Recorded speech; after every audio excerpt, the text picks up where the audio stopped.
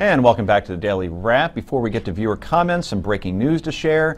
As you know, there were efforts in the Senate and a vote today to defund Planned Parenthood.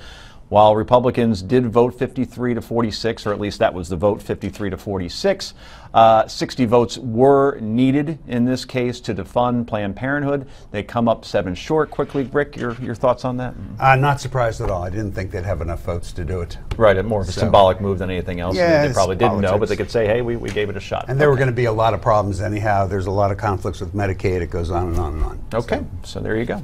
So let's go to our viewer comments. First, we have John with a comment about socialism, and the quote is, when the government taxes a company upwards of 50%, it is the majority owner. So yes, we are a socialist country. Rick, have fun with this one.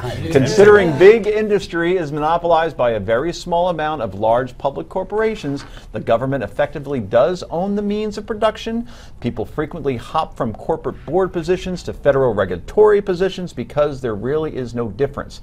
It's all the same company for all intents and purposes. Your reaction? So, John, I could write a book in response to your comments, but it gives us a great opportunity to make a few points. First of all, which government owns the business? Because the federal government doesn't tax at 50% on corporate income taxes, so you're adding up all the taxes of federal, state, and local, I have to presume. My next question is, what about a company like GE who pays $0 in taxes the past couple of years? So now are you suggesting that we have a socialist system for some corporations, but not a socialist system for other corporations? John, that's not the way it works. I pay taxes, but the government doesn't own my business. I know that because when I look at the corporate charter, which is sanctioned by the government, it says who does own the business. What you just said is that public shareholders own nothing. So I don't know how you square that one. And finally, the fact that somebody who might serve on a board might at a different time also be somebody in the government. If you think that that is what creates socialism, you need to go back to high school, my friend. Okay. John, continue to watch, please, and then ignore that last utterly patronizing comment from Unger. Go back to high school. These are our viewers. They may be our viewers, but I expect our viewers to do their homework. Okay. They're smart enough to watch us. They're smart enough to spend a half hour online really learning what it is. Okay, you're up next. Oh, I am. I just got carried away. Next, we have a comment from Teresa, who did not like our man on the street last week. Actually, it was a woman on the street last week. She writes, the Daily Wrap needs to stop promoting Obama's agenda and fantasy of a third term. Why encourage a man who has abused his executive powers to promote his socialist agenda? Here we go.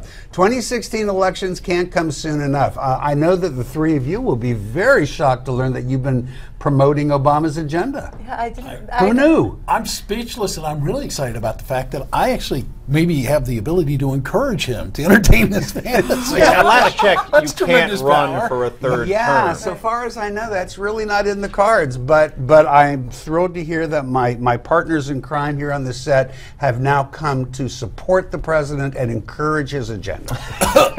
He would get the nomination if he were to run again. He might. It depends who's running against him. Yep, and then as far as whoever the Republican is, I would gather that we're probably going to have a better candidate than Romney or McCain, at least the way those campaigns were run. So it would, but we'll never see it. It's a hypothetical. Anyway, here is one from Kenneth, who is also not a fan of a third term for President Obama. Don't worry, Kenneth. No Obama 2016. He should be stripped of his U.S. passport, denied re-entry into America. Heather Hansen, will that happen to you when you go to Ireland later this year? Say, where's he going? Let's hope not. I think that they think that he might leave. Leave the country? When his time is done. When his time is done. But I think, does that bode poorly for Biden? Is Biden just a continuation of Obama? I think that's... Well, that would be the argument that would be made. A lot of Republicans would be saying, right. Yes. Yeah. That's the argument. Unger? Oh, we have a fan of Dr. Ben Carson. I thought it was going to be me. It's not. It's Dr. Carson. Karen says, I like what Dr. Carson said about Planned Parenthood the other night. They really shouldn't need government money, as Obamacare is supposed to take care of these things. Karen.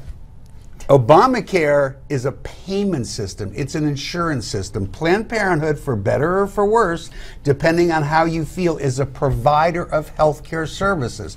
The two have nothing to do with each other. The closest they could come would be if somebody is on Medicaid, then they might have the opportunity to see a different kind of provider or doing the same thing other than Planned Parenthood. But you know what?